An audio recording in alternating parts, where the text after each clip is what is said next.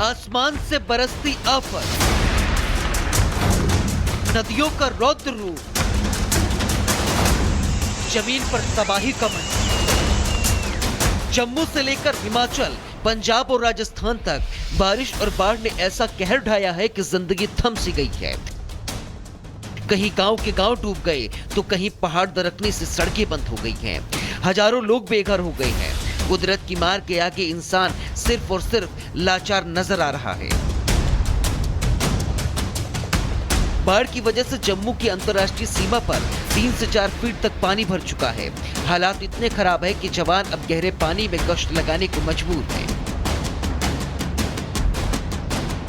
इस वक्त आप देख रहे हैं जितने पानी में हम मौजूद हैं, ये तकरीबन जो है कमर के लेवल का पानी है और पानी का बहाव इतना ज़्यादा तेज़ है कि रस्सी का सहारा हम लोगों को यहाँ पर खड़े होने के लिए लेना पड़ रहा है। लेकिन बीएसएफ के जवान लगातार निडरता से जो है वो हर एक चुनौती को पार कर रहे हैं।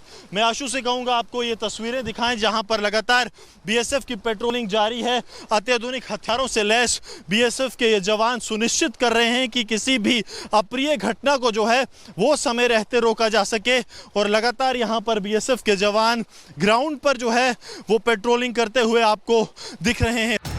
बाढ़ की वजह से जम्मू के करीब 27 गांव पूरी तरह कट चुके हैं।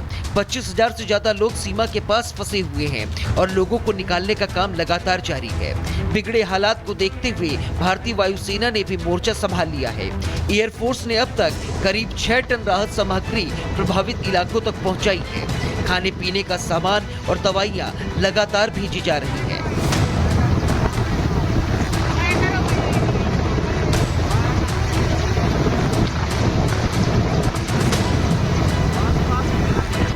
सिर्फ जम्मू ही नहीं, पहाड़ी राज्यों में भी बारिश कहर बनकर टूटी है। हिमाचल के चंबा में भारी भूस्खलन हुआ है। पहाड़ दरकते ही सड़कें बंद हो गई हैं, जिससे यातायात पूरी तरीके से ठप पड़ गया है।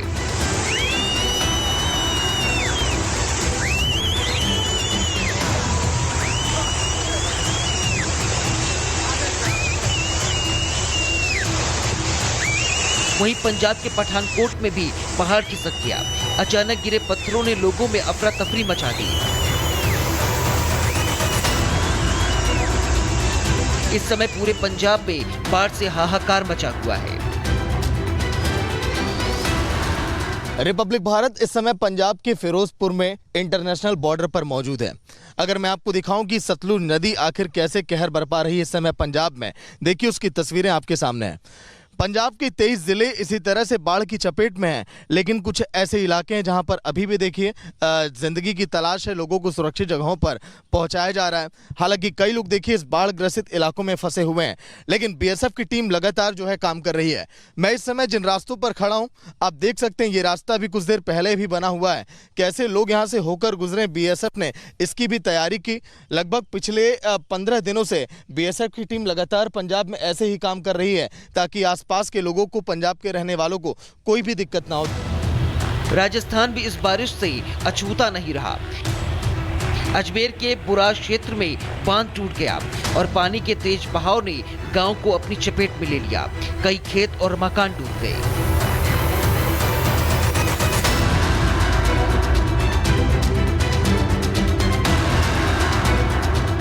जम्मू, हिमाचल, पंजाब, राजस्थान से सामने आई इन खौफनाक तस्वीरों को देखकर हर कोई सहमा हुआ है। आसमान से आई तबाही ने अब तक कई जिंदगियों को निगल लिया है। लोगों के आशियाने उन्हीं की आंखों के सामने उजड़ गए हैं। न जाने कितने लापता हैं। हालांकि इस त्रासदी के बीच केंद्र सरकार और राज्य सरकार दोनों मिलकर लोगों को हर संभव मदद पहुंचा रही है। विधायक से लेकर मंत्री तक बाढ़ प्रभावित क्षेत्रों का दौरा कर पीड़ितों को हर संभव मदद पहुंचाने का आश्वासन दे रही है।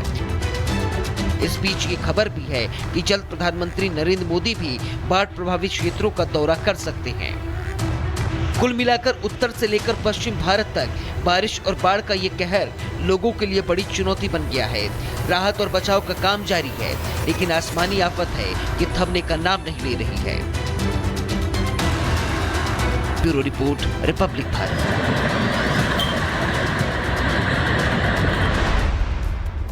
दिल्ली और एनसीआर के कई इलाके भी पानी की चपेट में है। सोशल मीडिया पर जलमग्न सड़कें, डूबी हुई कारें और घरों में घुसे पानी के वीडियो भरे पड़े हैं। दिल्ली में बाढ़ की वजह से यमुना उफान पर है, जिसने हजारों लोगों की चिंताएं बढ़ाकर रखी हैं।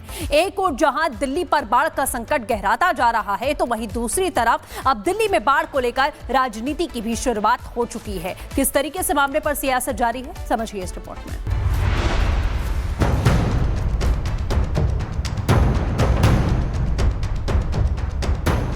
बाढ़ की चपेट में राजधानी, खतरे का कारण बनी यमुना, सड़कें बनी तालाब, खतरे में हजारों जान। दिल्ली की धड़कन यमुना नदी आज खतरे का कारण बन चुकी है। जहां कभी सड़कें थी, वहां अब पानी का सैलाब है। कश्मीरी गेट से लेकर मयूर विहार तक हर ओर सिर्फ पानी ही पानी दिखाई दे रहा है। हजारों लोग बेघर हो गए तो लाखों की जिंदगी पर संकट मंडरा रहा है। तस्वीरें मैं इस वक्त दिखा रही हूँ कि आप देख सकते हैं पीछे किस तरीके से पूरे रोड पर ये पानी भर चुका है। लोगों को आवाजाही में भी दिक्कत हो रही है। निगम बोध घाट की मेन घाट की अगर बात की जाए तो वहां जा पाना भी हमारे लिए मुश्किल था। हम वहां तक भी गए और लेकिन ना हम आगे बढ़ ही नहीं पाए, इतना ज्यादा वाटर लेवल बढ़ चुका है। अभी इस वक्त की जो मौजूदा स्थिति है वो कहीं ना कहीं डराने वाली है। ये ना सिर्फ निगम बोध घाट की बात की जाए, बल्कि दिल्ली के जो भी निचले इलाके हैं वहां पर इस तरीके का खतरा अभी भी मंडरा रहा है। अब तक 14,000 से ज्यादा लोगों को सुरक्षित स्थानों पर पहुंचाया जा चुका है। राहत शिविर बनाए गए हैं, जहां प्रभावित लोगों को खाना और जरूरी सामान उपलब्ध कराया जा रहा है। तो वहीं अब दिल्ली में बाढ़ को लेकर राजनीति भी देखने को मिल रही है। दरअसल यमुना किनारे बसे लोगों को राहत शिविरों से मिलने वाली सुविधाओं को लेकर सवाल उठ रहे हैं। आपको बता दें कि दिल्ली के पूर्व सीएम अरविंद केजरीवाल ने हाल ही में रिलीफ कैंपों का दौरा किया था। इस दौरान उन्होंने आरोप लगाया था कि रिलीफ कैंपों में रहने वाले लोगों के लिए ठीक इंतजाम नहीं किए गए हैं। केजरीवाल के बयान पर दिल्ली बीजेपी अध्यक्ष वीरेंद्र सचदेवा ने पलटवार करते हुए कहा कि आखिरकार केजरीवाल को दिल्ली की याद आ ही गई। अरविंद केजरीवाल को दिल्ली की याद आई, वो इतने दिनों के बाद निकले हैं, लेकिन मुझे बताते हुए ये कोई संकोच नहीं है कि जहाँ जहाँ पानी बड़ा है, लेकिन हमारे यमुना के सारे गेट खुले हुए हैं जो अरविंद केजरीवाल की सरकार में नहीं खुलते थे। हर जगह टेंट व्यवस्थाएं सरकार द्वारा की जा रही है, दिल्ली की सरकार द्वारा, और कोई पैनिक नहीं है। और आज भी हमारे मंत्री परेश वर्मा ने पूरा दौरा किया है और देखा कि पानी का स्तर थोड़ा नीचे भी हुआ है। यमुना का बढ़ता जलस्तर भले ही दिल्ली की सड़कों पर संकट बन गया हो, लेकिन इस बीच राजनीतिक सियासत ने भी रफ्तार पकड़ ली है।